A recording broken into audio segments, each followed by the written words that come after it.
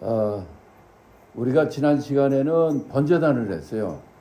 번제단의 특징 몇 가지만 한번 생각나는 대로 한번 한 가지씩 얘기해 보십시다. 번제단 하면 특징이 뭡니까? 불. 그게 어떤 불이요? 성냥불? 아니, 성령의 불. 하늘로부터 오시는 불.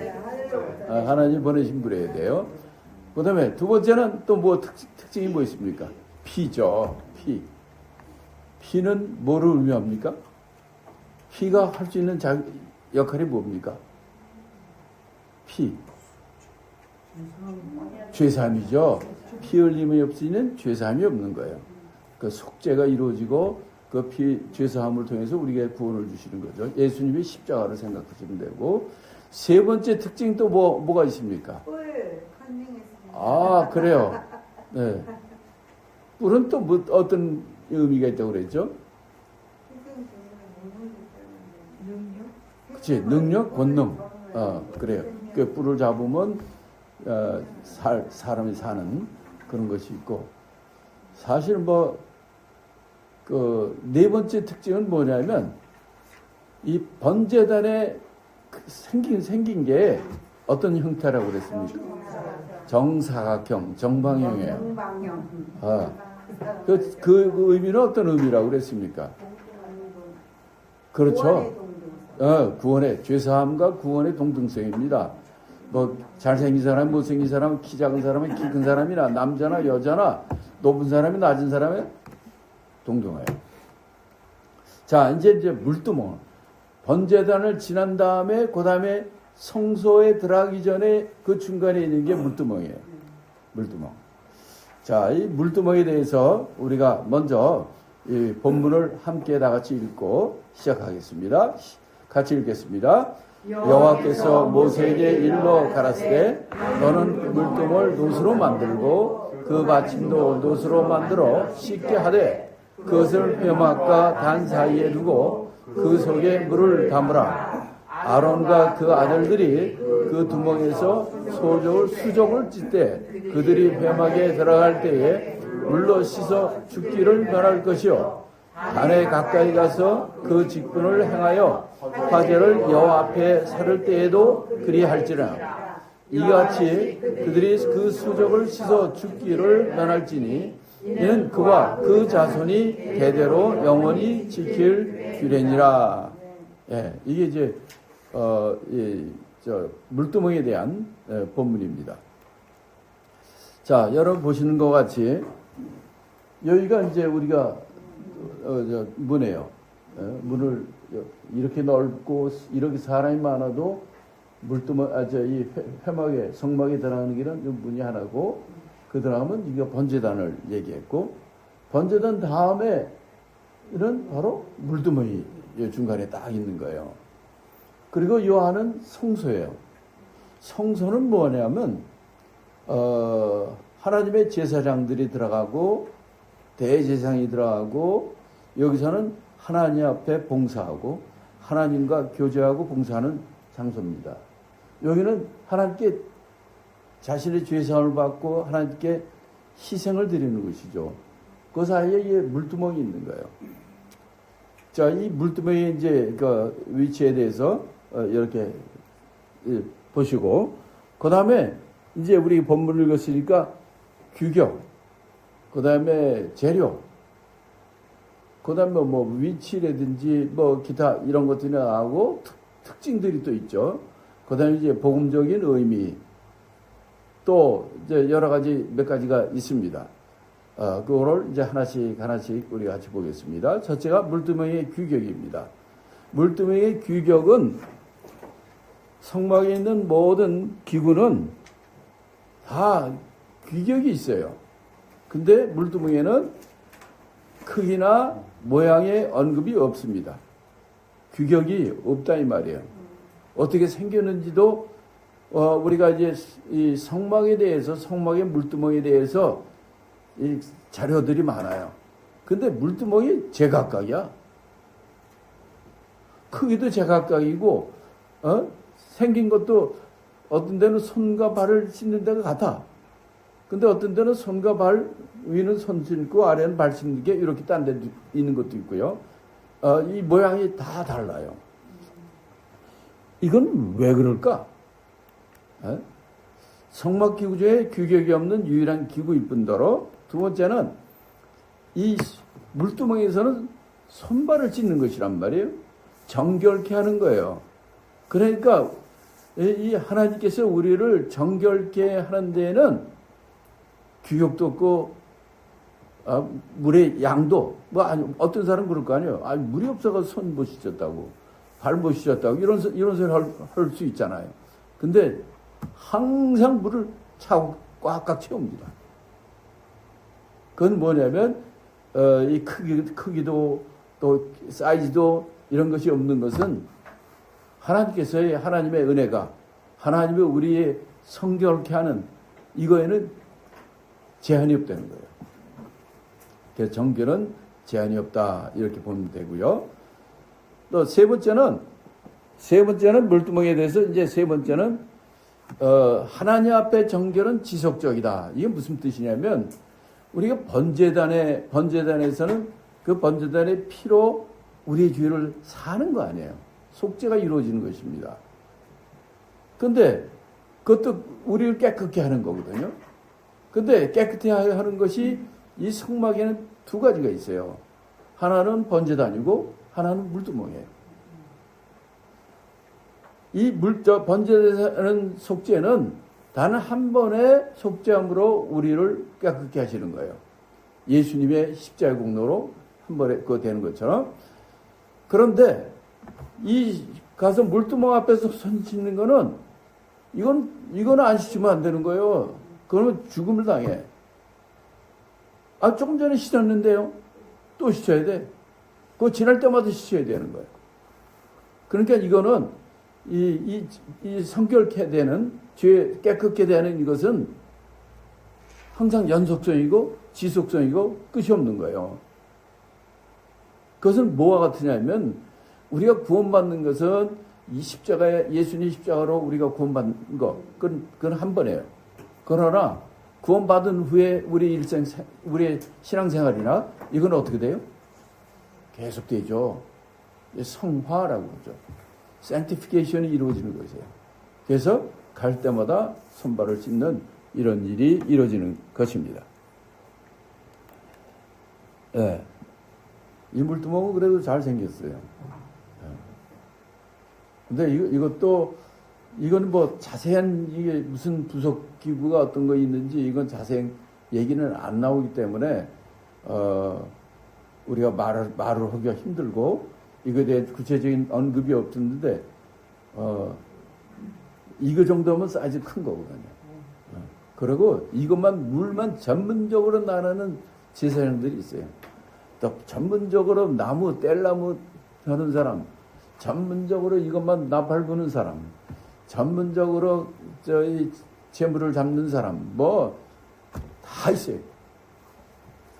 이렇게 물두멍이 생긴 거는 이렇게 되고, 그다음에 이제 물두멍의 이제 재료, 두 번째는 이제 재료에 관한 얘기입니다. 물두멍의 재료는 첫 번째 회막문에서 수정되는 여인들이 바친 유리거울로 놋거울이군요. 예, 놋거울로 물두멍을 만듭니다. 그럼 왜 놋거울로 만들까? 옛날엔 유리거울이 없었잖아요. 그래서 이 놋거울로 거울을 만드는데 옛날 우리 한국의 옛날 사람들 이조 시대 때라든지 후에 사람들도 전부 그 놋거울 쓰는 거거든요. 그러니까 놋거울로 만든다는 얘기는 거울은 어떤 역할을 합니까? 그렇죠. 자신을 돌아보는 거예요. 자신의 꼬락서니를 보는 거예요. 이 율법과 같은 거예요. 율법은 우리를 구원하는 법이 아니라 내 자신의 꼬락서니를 보는 거예요. 내가 얼마나 죄인인가를 보는 거. 그래서 율법을 통해서 내가 죄인인 것을 알고 바로 우리를 살리실, 우리를 구원하실 바로 예수 앞으로 나오는 거죠. 그렇기 때문에 구약에는 율법으로 먼저 왔고, 그래서 예수님이 율법을 통한 다음에 율법의 완성을 이루신 분이 바로 예수님, 십자가의 죽음. 그거는 왜? 내가 죄인인 사람이 다 예수 믿는 거거든요. 예수님만 나의 주님이요 나의 구주라고 고백하는 사람들, 그런 사람들이 예수님이 와서 예수를 믿게 되는 거죠. 그래서 여기서도 이 회막문에 수정되는 여인들이 놋거울을 이걸 갖다 다 바친 거예요. 그래서 그 놋으로 이렇게 물두멍을 만들었다는 거죠. 그래서 왜 놋거울을 왜 만들었는가를 알 수가 있는 거죠. 출애굽기 38장 8절 다 같이 있습니다. 그가 놋으로 물두멍을 만들고 그 받침도 놋으로 하였으니 곧 회막문에서 수정되는 여인들의 거울로 만들었더라. 예. 성경에 다 있는 거예요. 딴 거로 만들면 안 돼. 놋거울로 만들어야 돼. 놋도 많잖아요. 뭐 받침대도 놋이고 놋도 많은데 이거는 아주 여인들의 놋 거울로만 만드는 이유를 아시겠죠? 바로 이것은 자기의 잘못, 자기가 주인인 것을 볼피고 그걸 통해서 그 놋 물두멍에서 몸을 씻고 깨끗게 하는 이런 것을 이루어지는 거죠. 왜 우리가 계속해서 얘기했지만 이 뜰에 있는 것은 울타리, 문, 뜰 안에 있는 모든 것들은 다 놋으로 만들어요. 땅에 붙어 있는 건 놋으로 만드는 거예요. 그 놋은 결국은 바로 예수님이 하나님이시면 그 예수님 또한 100% 인간을 오셨잖아요. 그래서 이 놋은 바로 십자가 또는 심판 뭐 이런 뜻을 가지고 있어요. 자, 물두멍은 모를 닦는 것으로 성결을 뜻하고 있습니다. 손만 닦으면 돼요? 그래서 손발 또는 수적, 수적을, 손발을 다 되네 말이. 예. 아시겠죠? 예, 손발. 딴 거 씻으면 안 됩니다. 여기서 얼굴 씻으면 안 되는 거예요. 여기는 손발 행위를 나타나고 우리 성화되는 과정을 보여주는 거예요. 자, 그 다음에 물두멍의 받침도 놋으로 되어 있다. 이건 뭐 다 하여튼 물두멍의 이 전체는 구조가 받침이 있다. 근데 또 물을 담는 위에 물두멍이 있는데 이것은 몽땅 다 놋으로 만든다 하는 거죠. 자, 두 번째. 여기 아주 미인들이네. 그래도 유대 여자들이 놋거울을 다 이렇게 받쳐가지고 이걸 녹여가지고 이제 물두멍을 만든다는 겁니다. 에? 바삭바삭한 게 유리가 지금. 몰라. 그거는 내가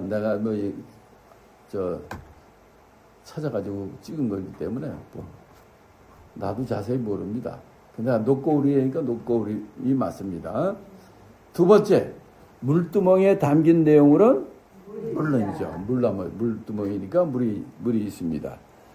자, 그러니까 이 물두멍에 물이 담겨 있는데 그래서 그 다음에 읽어보면은 물두멍에는 항상 물이 가득 채워 있어야 돼요. 이게 이 제사장이 할 일이야. 물이 모자라가 손발 못 씻었다는 소리 나오면 안 되거든. 예수님의 능력이. 그러니까 우리가 죄사함도요. 그래서 죄사함 두 가지가 있는 거예요. 첫째는 피가 우리 죄를 사하고 그게 바로 십자가 공로예요. 그러니까 우리의 죄가 사함받는 것은 피만이 우리 죄를 사할 수 있다는 거예요. 피가 우리 죄를. 이거는 우리의 원죄. 우리 인간이 뭐라고 그랬지? 죄의 삭선 사망이라고 그랬잖아요. 바로 우리가 사망에 이르는 죄. 이게 지금 아담과 아담의 원죄거든요. 그러나 여러분 예수님이 구원받은 사람도 이건 매일같이 죄를 짓네. 이게 마음속으로 범하는 죄가 있고 또 행동으로 지는 죄가 있어요. 이것이 이제 본죄 또는 행위죄, 자범죄 이렇게 얘기를 해요. 그러니까 죄도 세 종류가 있는 거예요. 따라서 보세요. 원죄, 원죄, 번죄, 번죄, 자범죄. 자범죄 하면 좀 좀 뭔가 조금 있어 보이죠. 자범죄 또는 행위죄 뭐 이렇게 얘기하죠. 이 법원에서는 행위죄를 주로 하죠. 예. 이 마음의 죄 이거 못 하잖아요. 원죄도 못 하는 거예요. 그 하나님의 말씀만이 이렇게 된다는 거죠. 그래서 이 여기서는 그러니까 우리 죄를 사는 것은 피와 물이에요. 다시 말하면 예수님의 십자가의 공로와 그다음에 우리가 예수 믿은 사람이 죄를 졌다 이 말이에요. 그럼 그 죄는 어떻게 사함 받아야 될 거 아니에요. 그건 뭐로 사함 받을까? 그렇죠. 그거는 십자가 공로가 아닙니다. 그거는 물로 씻는 거예요. 다시 말하면 우리가 회개하여 죄 사함 받는 거예요. 예수님의 이름으로 회개하여 죄 사함 받으라 이렇게 돼 있잖아요. 이렇게 우리에게 죄를 사는 방법은 십자가. 원죄는 십자가. 우리의 번죄와 우리의 행위죄, 자범죄 같은 거는 우리가 예수님의 이름으로 회개하여 죄 사함 받으면 되는 거예요. 또 예수님이 십자가 앞에 가서 예수님 또 십자가 피 흘리게 만들어가지고 다시 죄 사함 받는 거 아니에요. 그건 한 번에 다 끝나는 거예요. 모든 사람이. 그러나 우리의 행위죄, 우리의 마음속에 있는 죄, 이런 것들은 아주 간단하게 우리 예수님께서 우리에게 주신 방법이 예수님의 이름으로 회개하여 제산 받는. 이건 누가 못해 사실. 누구든지 예수님의 이름으로 내가 이렇게 잘못했습니다. 범죄했습니다. 죄삼 회개합니다. 라고 할 때 죄삼 받는 거예요. 그래서 우리 죄를 깎게 하는 것이 그래서 단 한 가지만이 있다. 십자가다. 아멘? 아무나 아멘 하지 말라고 그랬죠. 우리 죄삼 받는 것은 두 가지가 있다 그랬어요. 바로 예수님의 십자가 피와 그 다음에 그쵸. 회개하여 예수님의 이름으로 회개하여 깨끗게 되는 죄삼. 그래서 먼저 번제단에 피가 있는 거고 그 다음에 물두멍에 물이 있는 거예요. 자, 그래서 물두멍에는 항상 물이 가득 채워 있고 이 번제단에서 일하는 그러니까 제사장들 이거는 이르는 백성은 아니에요. 제사장들 이 섬기는 제사장들과 대제사장 아론과 아론의 아들들 이 제사장들은 번제단에 일할 때나 또 이 물두멍 성소에 들어가기 전이나 이 앞에 지날 때마다 거기서 손발을 씻고 일을 하게 돼 있어요. 그 얘기는 뭡니까? 우리가 하나님의 일을 할 때에도 우리가 먼저 우리 자신을 뒤돌아보고 회개하여 참 깨끗함을 입고 주의 일을 하려는 거죠. 이게 성경적이에요. 이게 정상이고. 그래서 성소와 제단에 봉사하기 전에 먼저 손발을 씻는 겁니다.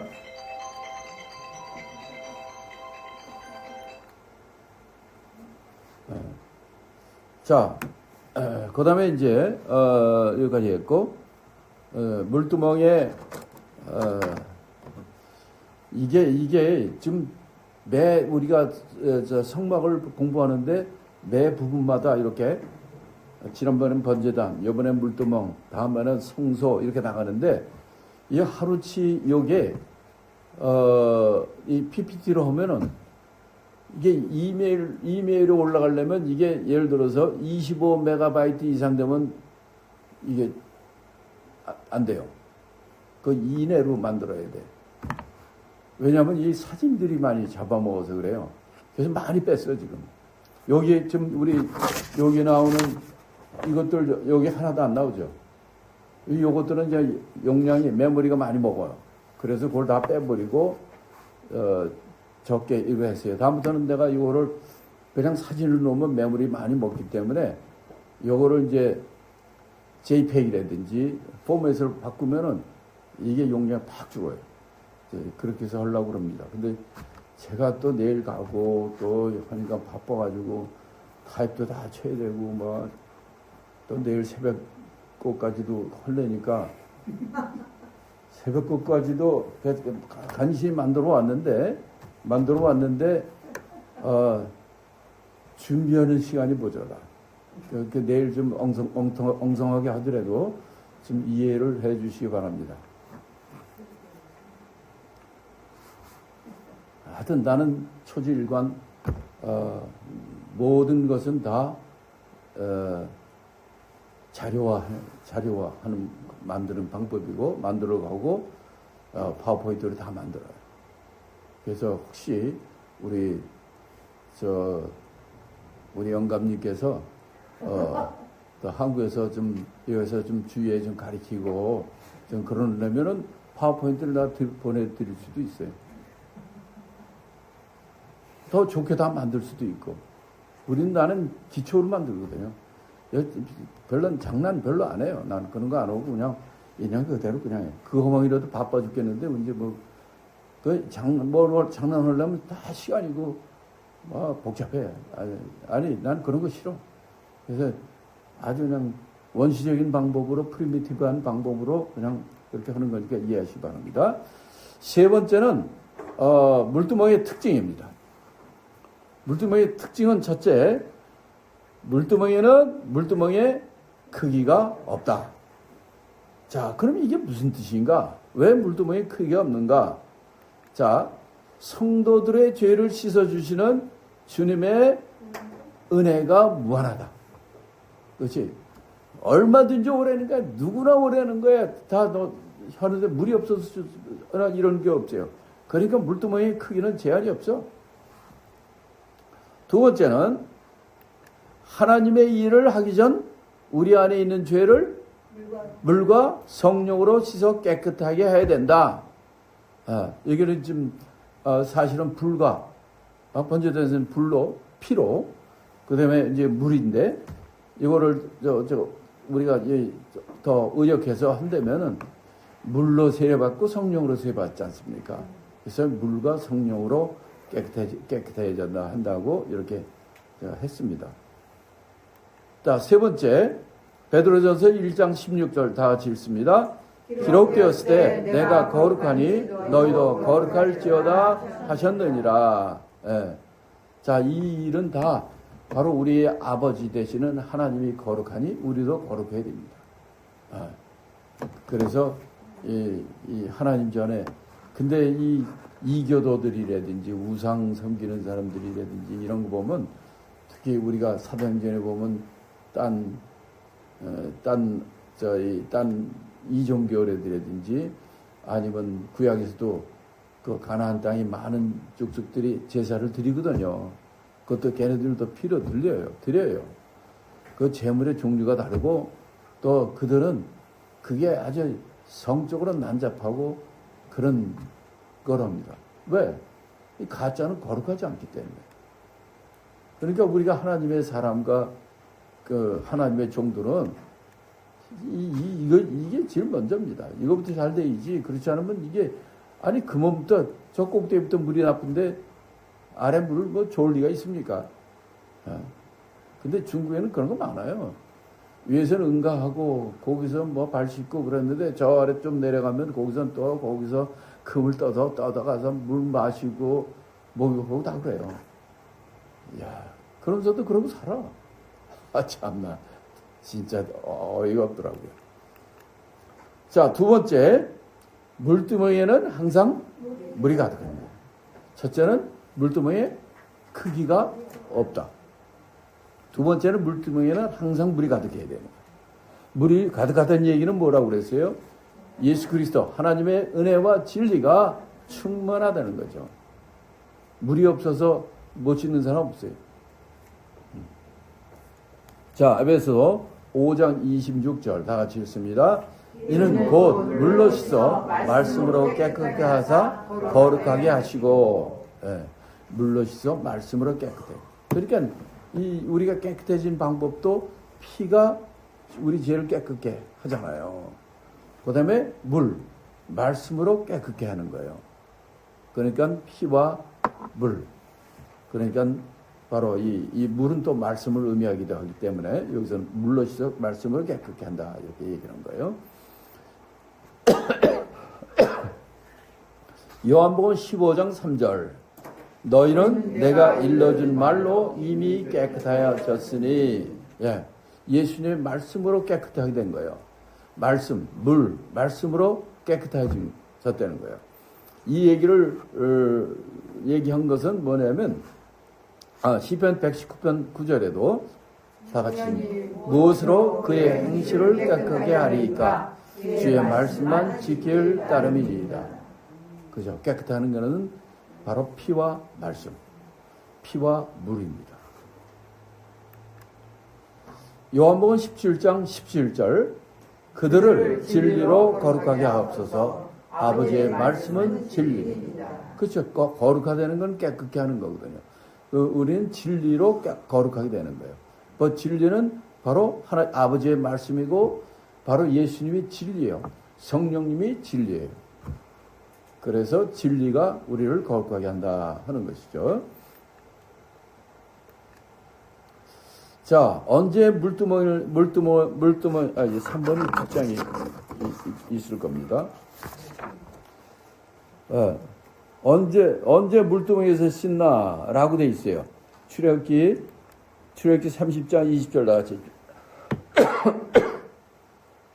그들이 회막에 들어갈 때에 물로 씻어 죽기를 면할 것이요. 단에 가까이 가서 그 직분을 향하여 여호와 앞에 설 때에도 그리할지이다. 자,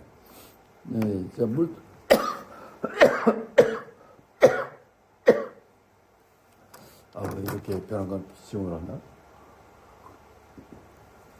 물두멍에 씻을 때는 여기서 보는 것처럼 회막에 들어갈 때, 회막이라는 것은 이 성소를 의미합니다. 그러니까 이 전체를 성막 또는 회막이라고 얘기도 하셨는데 이 회막이라는 게 아주 여러 개 넓게 써요. 회막이라는 게 미팅 플레이스, 미팅 태버나클인데 미팅 텐트인데 이것이 이 성소 바깥에는 뜰이 둘러싸고 있는 이 전체가 이 성막 전체 크게 보면 그거죠. 근데 그 안에 뜰이 있고 그 안에 성소들이 있잖아요. 이 성소 쪽을 또 이렇게 회막에 들어갈 때, 성소에 들어갈 때를 이렇게 표현합니다. 그러니까 언제 씻느냐면 성소에 들어갈 때. 두 번째는 단에 가까이 갈 때, 번제단을 얘기하는 거예요. 그러니까 두 군데죠. 첫째는 회막에 들어갈 때, 다른 말로 성소에 들어갈 때, 가서 봉사할 때. 두 번째는 번제단에서 직분을 행할 때. 번제단에 가서 직분을 행할 때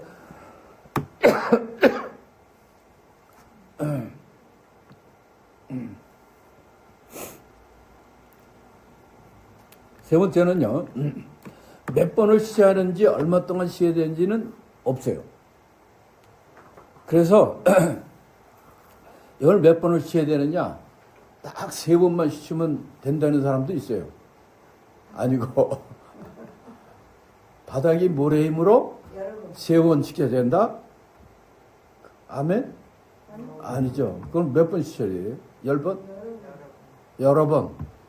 매번 그 앞에 지날 때 매번 씻으라고 그랬잖아요. 자, 마태복음 18장 22절 다 같이 읽습니다.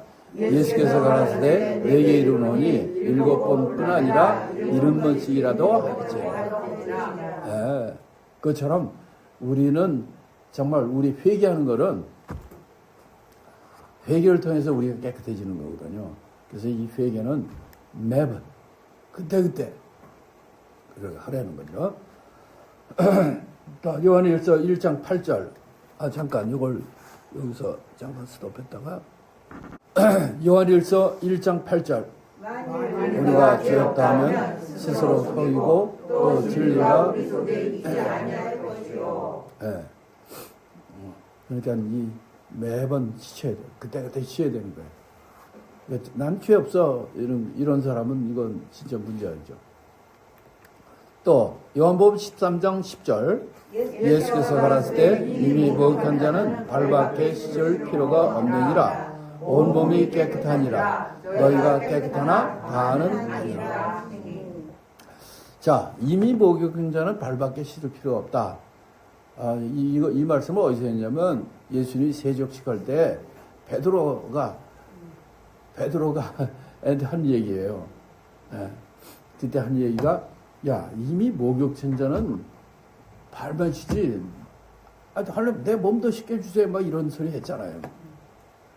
이거는 이미 구원받은 자는 이미 목욕한 자예요. 그렇기 때문에 그 다음부터는 이 세상을 다니는 손과 발, 이 세상에서 죄악된 세상에서 다니면서 더러워지는 손과 발밖에 씻을 필요가 없다. 이렇게 얘기한 거예요. 그러니까 우리 믿음의 사람들은 예수 그리스도의 십자가 공로를 믿었으면 이미 구원받은 거예요. 그 다음부터 우리가 해야 될 일은 뭐냐? 일주일 전에 목욕했다고 일주일 동안 목욕 안 하면 되겠습니까? 그때 매일 이렇게 하는 것처럼 예수님께서 이렇게 세족식을 통해서 바로 우리가 어떻게 성결하게 되고 우리가 어떻게 거룩해지고 깨끗해지고 우리가 하나님의 거룩에 우리가 같이 거룩한 삶을 사는지 이걸 우리에게 알려주신 것입니다. 자, 그렇게 오늘은 좀 빨리 끝날 가능성이 있어요. 왜냐하면 또 가서 빨리 또 내일 새벽 거도 준비를 해야 되고 또 내일 새벽 새벽 기도회 끝나면 또 바로 공항으로 가야 돼요. 또 나도 참 기구한 운명입니다. 나도 이렇게 지난 40년, 40년 이렇게 뒤돌아보면은 누가 어디든지 나를 부르는 데는 무조건 가는 거예요. 근데 그게 참 지금 제가 오늘도 우리 이 미국 사람들, 백인 사람들을 성경 공부하면서도 그렇지만은 거기 지금 사도행전 오늘 27장 1화글로 광풍을 했는데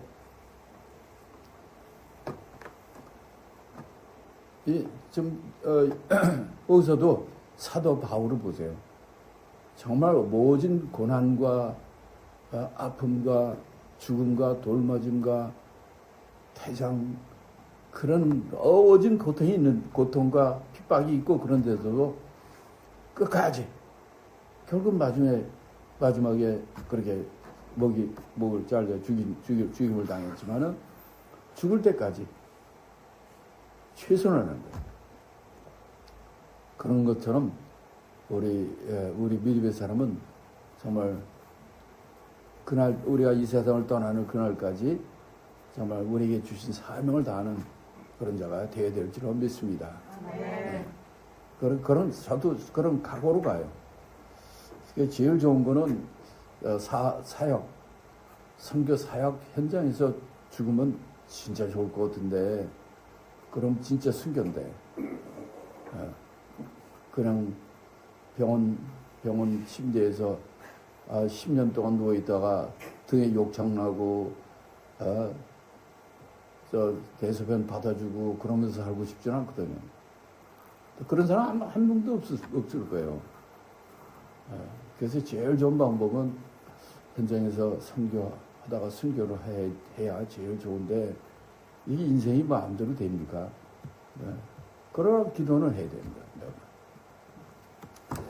자, 이렇게 여기서는 이제 물두멍에 대해서 이제 제일 마지막에 중요합니다.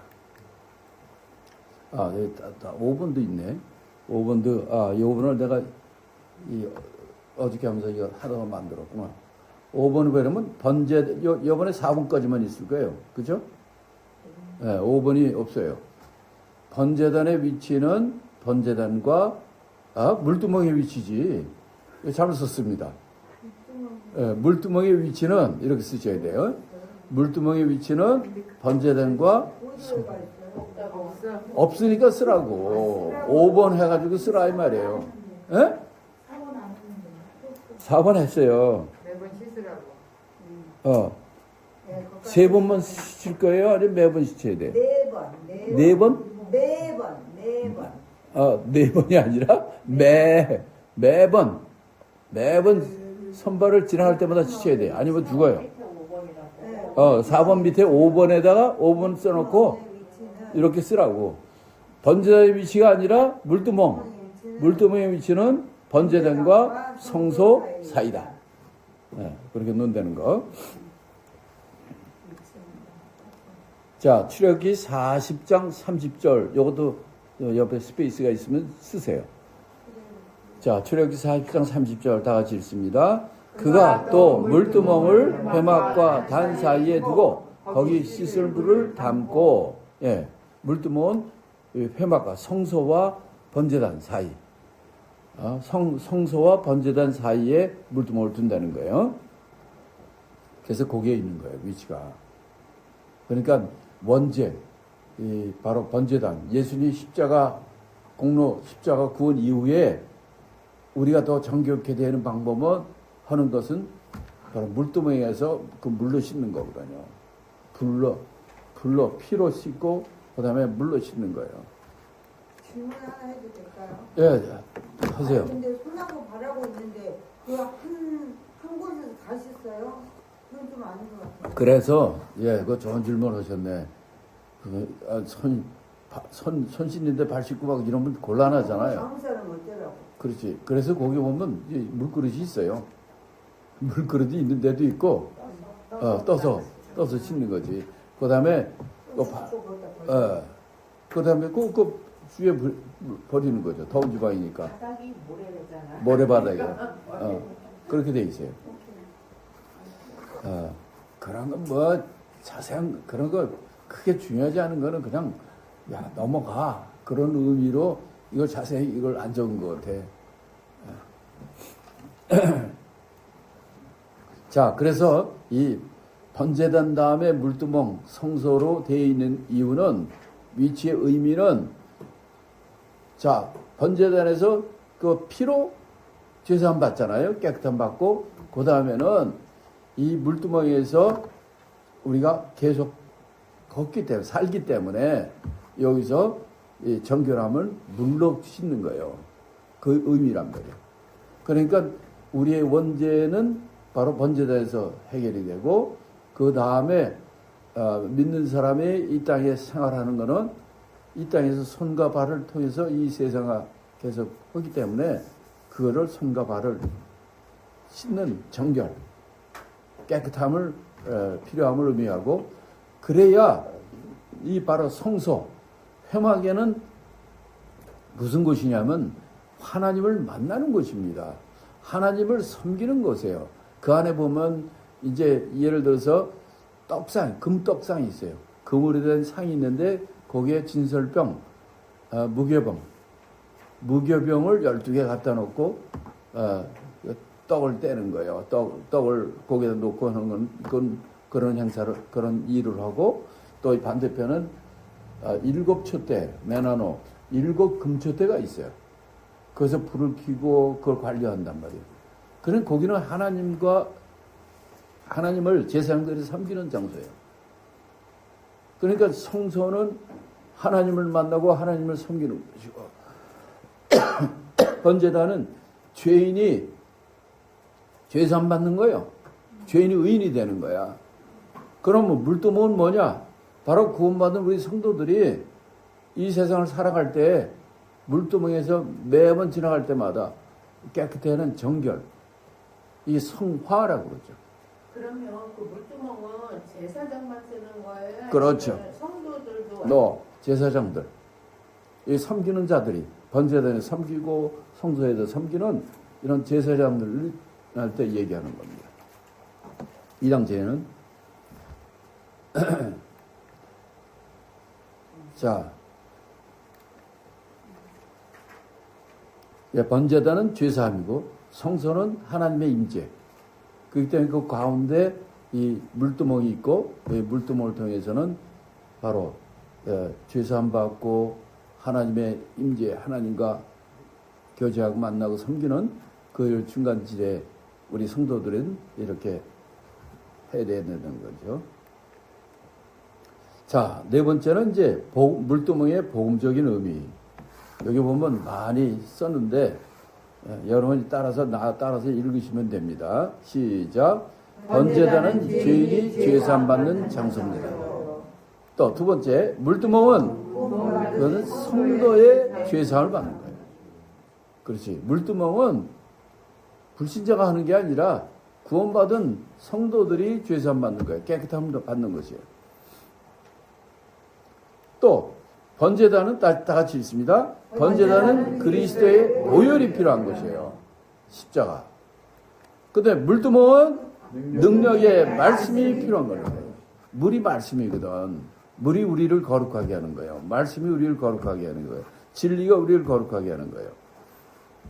그러니까 깨끗하게 하는 것도 이렇게 차이가 있다는 걸 여러분들이 이해하셔야 됩니다. 세 번째, 번제단에서 영혼을 깨끗게 하는 피의 역사가 있는 것이고, 또 물두멍은 행위를 깨끗게 하는 말씀의 역사가 있는 것이에요. 말씀 같은 거죠. 자, 여기까지 이해가 잘 되시죠? 이 구분을 잘 하셔야 돼.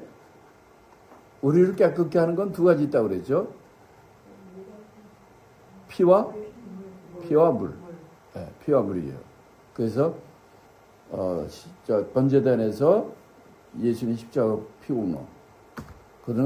그래서 구원받은 자들은 바로 이 물두멍에 가서 여러분의 행위를 깨끗게 하고 성결케 하는 겁니다. 자, 그 다음에 번제단은 죄인을 위하여 필요한 거죠. 그렇죠. 죄인이 죄사함 받는 것이에요. 물두멍은 성도를 위해 필요한 거예요. 구원받은 성도가 거룩해지는 거예요.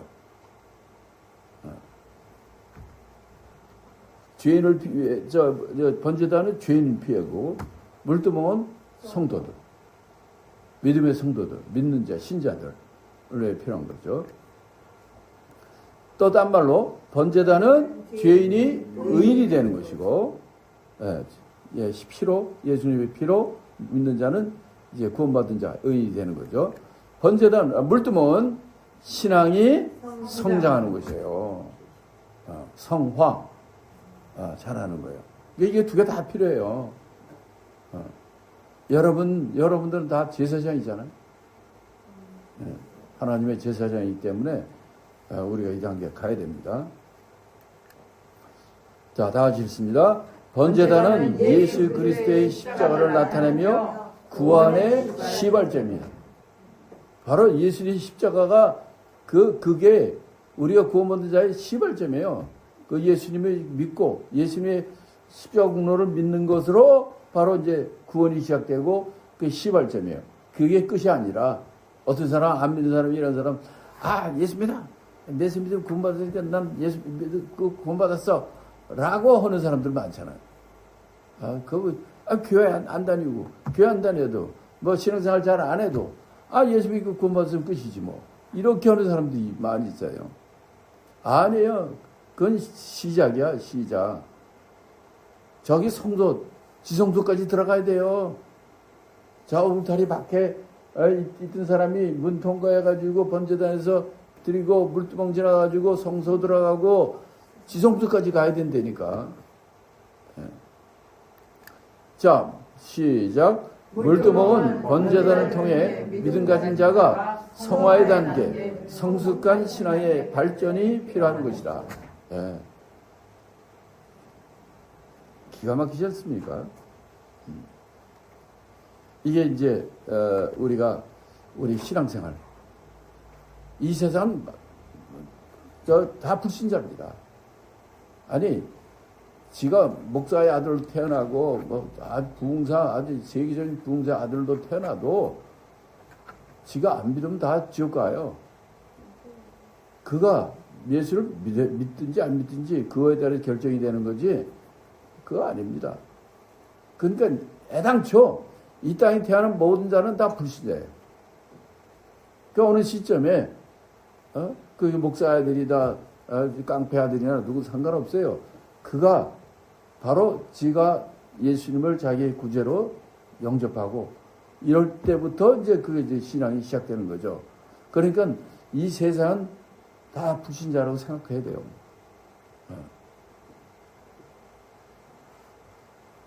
질문 있어요 혹시? 얼굴이 질문이 있는 얼굴 같아. 질문 안 하셔서 감사합니다. 자, 그래서 나머지 시간은 제가 이제 특징을 또 어떻게 더 만들었네. 물뚱이 특징 좀 하긴 한 것 같은데. 근데 왜 이제 나오지? 여기 좀 몇 개 하다가 내가 말았나 보다. 이거 요거만 더 집어넣었어요, 여기.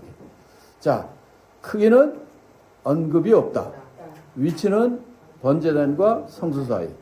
물은 항상 채워져야 되고, 또, 이 물두멍이 너무 크면은 이걸 이사 다닐 때 이거 못 갖고 가잖아요.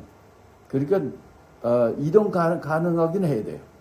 이제 그런 게 있고. 왜냐면 물두멍은 이게 뭐 잡는 고리가 없어요. 뜰채도 없고.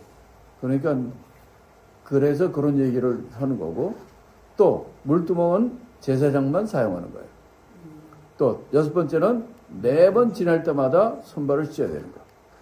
자, 출애굽기 30장 19절, 20절 다 같이 읽습니다. 아론과 그의 아들들이 그 물로 손과 발을 씻되 그들이 회막에 들어갈 때에 물로 씻어 죽기를 면할 것이요 단에 가까이 가서 그 직분을 행하여 화제를 여호와 앞에 살을 때에도 그리할지니라. 이걸 내가 좀 부족해가지고 이걸 또 다시 했군요.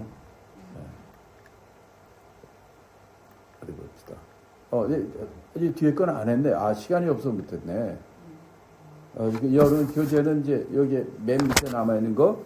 자, 불신자, 그 다음에 신자.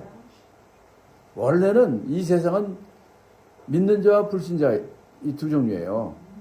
근데 태생부터 따진다면 모든 자가 다 불신자라고 봐야 돼요. 자, 그런데 거기에 그 중에서 예수를 믿는 사람들이 다 구원받은 자가 되고 신자가 됩니다. 그러면 신자 됐다고 끝나는 것이 아니에요. 하나님 원하는 것은 정말 예수 그리스도까지 장성하기를 원해. 다시 말하면 우리께서 믿는 사람도 종류가 많아. 신자도 있고요, 성도도 있고, 제자도 있고요, 사도도 있고 그래. 그래서 우리가 한번 고린도전서를 잠깐 보겠습니다. 1장 고린도전서.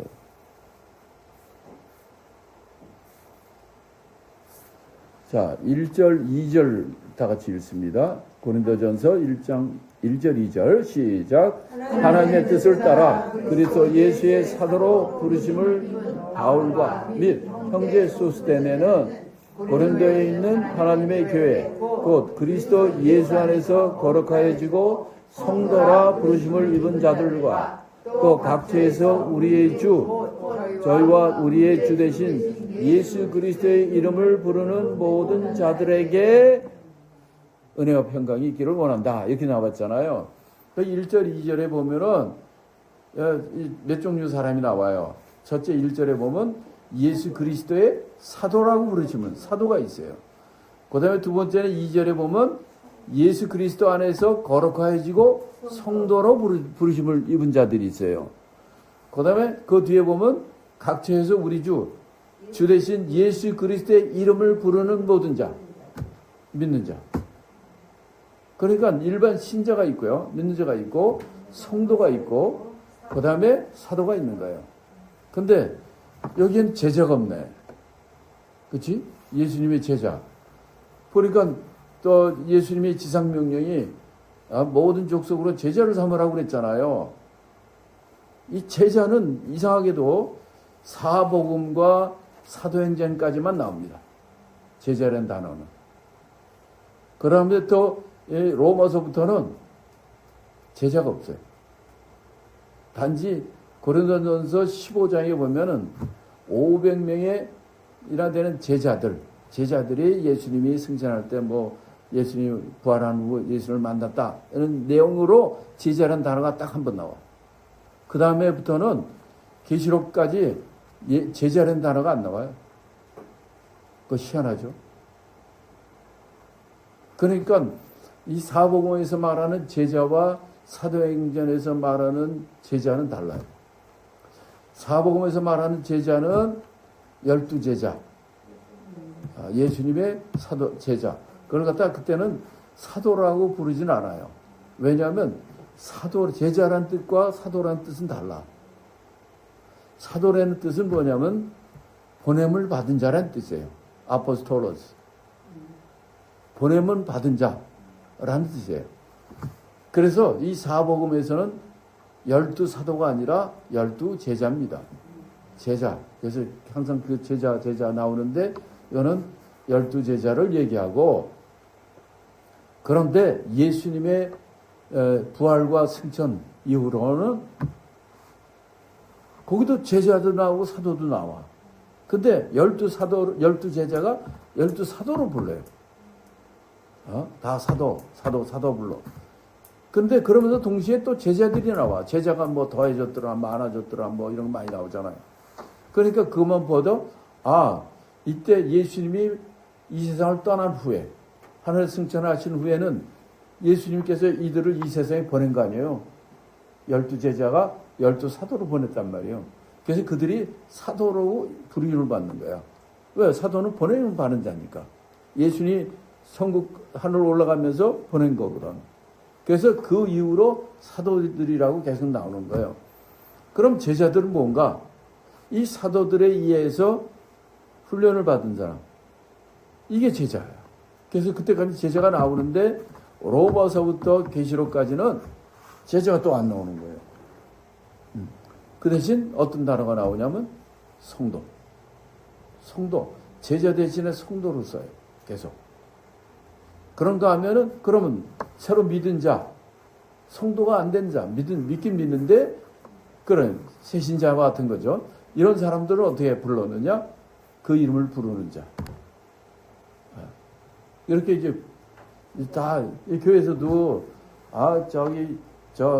믿은 지 하루 이틀 된 사람부터 시작을 해가지고 50년, 평생 80년 믿은 사람들 이게 다 다르잖아요. 그처럼 이 믿는 자도 이게 다 레벨이 다른 거예요. 근데 예수님이 원하는 거는 뭐냐면 너희가 제자가 되라는 거야. 그냥 예수 믿고 끝나면 안 된다는 겁니다. 그래서 여기 보면 첫째, 불신자는 신자가 돼야 된다. 돼 있죠, 1번에. 이건 어떻게 해서 불신자가 신자가 되려면 어떻게 해야 됩니까? 예수를 믿어야 되죠. 그럼 우리가 뭐 해야 돼요? 복음을 전해야 되죠. 복음 전도. 이게 1차. 우리 교회가 해야 될 1차가 이겁니다. 이 세상에 안 믿는 사람 얼마나 많습니까? 그들에게 복음을 전하고 그들이 교회에 올 수 있도록 해줘야 돼요. 그렇다고 끝난 게 아니에요. 그 사람이 예수 믿어도 끝나면 끝난 게 절대로 아닙니다. 그 사람을 바로 이 교회, 모인자의 공동체, 교회를 데리고 나와야 돼요. 내가 길거리에서 예수 전도해가지고 예수 믿었다. 바이바이 하고 가면 그거는 애를 낳았는데 그 애를 그러니까 길거리에 그냥 내버리고 하는 거 똑같은 거예요. 어린애가 어떻게 삽니까? 걔 애를 데리고 와가지고 전 먹이고 키우고 그래야지 애가 살지. 애 낳았다고 이 길거리에 딱 놓고 아니면 너는 개집 옆에다가 갖다 놓는다든지 광주리에다가 놓고 가면 애가 어떻게 삽니까? 그래요. 그래서 교회를 주신 거예요. 교회가 전도해야 되고 그래서 전도하고 끝나면 안 돼요. 데리고 와야 돼. 왜냐하면 애 낳았다 끝나요? 애를 키워야지, 먹여야지, 목욕시켜줘야지. 이 과정이 바로 뭐냐면 믿는다 끝나는 신자로 끝나는 게 아니라 신자를 제자를 만들어야 돼요. 신자가 성도가 되도록 해야 돼요. 이거는 이제 애를 낳았다고 아들 낳았다 끝난 게 아니라 그 아들을 집에서 전 먹이면서 목욕시키면서 좀 커지면 너서리 보내고 저 커지면 유치원 보내고 그 다음에 국민학교 보내고 중학교 보내고 고등학교 보내고 대학교 보내고 박사학위 받았네. 아 근데 얘가 일할 생각을 안 하고 집안에서 할아버지 할머니 나이 드신 부모님한테 맨날 용돈 쓰고 용돈 받아가지고 일도 안 하고 결혼도 안 하고 거기서 사는 사람이 있어요. 내가 잘하는 사람이 그래. 잘하는 사람이 아들이 옛날에 굉장히 유망하고 똑똑하고 그랬는데 지금 나이가 많은데도 아직도 장가 안 가고 의사인데도 그런데 그것도 하기 싫다고 안 해. 그러고 알바를 해. 알바 세븐일레븐이나 뭐 이런 데 가서 또 필요할 때 가서 하고 아니면 집에서 다 얻었어. 그런 사람들이 굉장히 많습니다. 얘는 이 사회에 적응을 못하는 거야. 똑똑한데. 그러면 그 부모가 얼마나 진짜 열불납니다. 열불나. 태어났는데도 그런 아이비리그 나오고 좋은 대학교 나온 애들 중에 그런 애들이 꽤 있어요. 직장도 안 갖고 결혼도 안 하고 나이 들었는데 나이 많은 사람들한테 그렇게 너희 부모한테 돈 받아 쓰고 또 어떤 때는 지가 오니까 나가서 알바해가지고 좀 하고 그러더라고. 야 진짜 걔도 피해자긴 한데 그런 사람들을 여러 명을 봤어요. 그래서 결혼 안 한 사람은 결혼해야 되고 결혼한 사람은 애를 낳아야 되고 애를 낳은 사람은 애를 잘 키워야 되는 거예요. 애를 잘 키워갖고 대학교까지 박사 코스까지 해도 끝난 거 아니에요. 걔가 독립할 수 있도록 가정을 하고 그래야지 이게 계속 순환 돌아가잖아요. 이 과정이 이 교회가 해야 될 과정이에요. 그래서 신자는 성도가 돼야 돼요. 성도 나오면 여러분 딱 제자 생각해야 돼. 제자. 그렇죠. 제가 얘기했잖아요. 사도행전까지는 제자인데 사도행전부터 저희 로마서부터 저 계시록까지는 제자가 안 나온다니까. 근데 예수는 분명히 지상명으로 제자 되라고 그랬는데 그 대신 등장한 것이 바로 성도. 그 가운데 또 그리스도인이라고 있어요. 그리스도인은 성경에 3번밖에 안 나와. 안디옥 교회에서 그랬어요. 사도 바울이 그들을 1년 동안 가르치니까 제자들이 그리스도인이라고 불리움을 받았다. 이렇게 돼 있어요. 그러니까 제자들보다 더 높은 단계가 뭐야? 그리스도인이야. 1년 동안 훈련 받으니까 제자들이 그리스도인이라고 불리움을 받았다. 그러니까 어떻게 더 높은 거예요? 제자하고 그리스도인하고. 그리스도인 높은 거예요. 이거는 1년 동안 훈련 받은 거예요. 그래가지고 그리스도인이 되는 거예요. 그리스도인이라는 게 우리가 흔히 그냥 그리스도인이라고 그러지만 크리스천이라는 이 단어 의미가 뭡니까? 그리스도인. 그리스도가 누구예요? 예수님 메시아야. 그리스도인 하는 건 뭐냐면 그리스도를 닮은 사람. Christ alike Christ라고 그래야 되나? 그 예수님은 쟤 보니까 저 사람 보니까 예수님 같아, 그리스도 같아. 이런 불림을 받는 사람이. 근데 요새는 정말 웬만한 믿지 않는 사람도 막 저 사람 그리스도야, 뭐 이런 식의 하는 엉터리들이 얼마나 많은지 몰라요.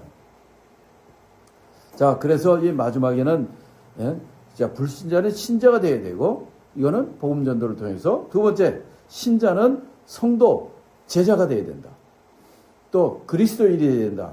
이건 그냥 칸이 없으니까 이렇게 그냥 제가 말로만 더 합니다. 이거는 어떻게 해서 그러면 신자가 어떻게 해서 제자가 되고 신자가 어떻게 돼서 성도가 됩니까? 성경 공부하고 제자, 그렇지. 제자 훈련, 제자 양육 배워야 돼요. 훈련 받아야 돼요. 그러니까 여러분들이 또 제가 없을 때도 또 여러분이 준비해가지고 발표해야 되잖아요. 이런 것들 아주 좋은 겁니다. 제가 왜 그렇게 지금까지 이런 일을 계속하고 그래도 좀 인정받느냐 하면은 제가 실력이 없어도 계속 집사 때부터 사람도 모아서 가르쳤어요. 그러다 보니까 지금까지 계속 가르치는 일을 계속 하는 거예요. 가르치면서 배우는 거거든요. 그러면서 느는 거고, 그러면서도 그 안에 열정을 갖게 되고, 하나님이 참 기쁨이 아주 그런 게 좋습니다. 그 다음에 세 번째는 또 하나가 더 있어요. 바로 이렇게 성도가 되고 제자가 된 사람은 그걸로 끝나면 끝나지 않습니다. 사도가 돼야 돼요. 사도가 무슨 뜻이라고 그랬어요? 보냄을 받은 자라는 거예요. 이 얘기는 뭐냐면 하나님께서는 모든 사람들한테 하나님의 계획이 있어요. 하나님의 여러분을 향한 각 사람을 향한 뜻이 있고 계획이 있고 그 미션이 있어요. 기프트가 있어요. 그러니까 여러분 다 다르잖아. 앉는 게 다 달라요.